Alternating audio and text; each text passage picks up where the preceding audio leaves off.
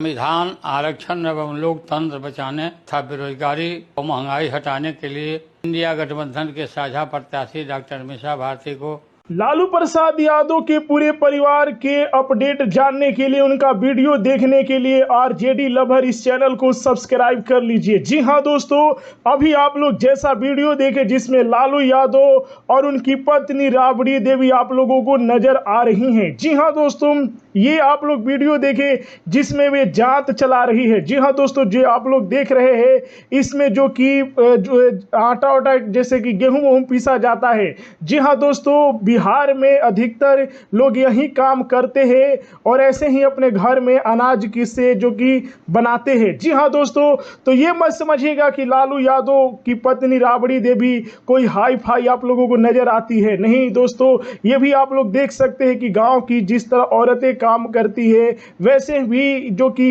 ये मुख्यमंत्री की पत्नी है, फिर भी आप लोग देख रहे हैं कि कितना इनका देसी अंदाज है। आप लोग क्या कहना चाहेंगे लालू यादव और राबड़ी देवी के नया नया फोटो, उनके वीडियो पर हमें कमेंट में जरूर बताइएगा। और इसी तरह लालू यादव के अपडेट जानने के लिए, उनके पूरे परिवार के फोटो वीडियो देखने के लिए हमारे इस चैनल को सब्सक्राइब कर लीजिए।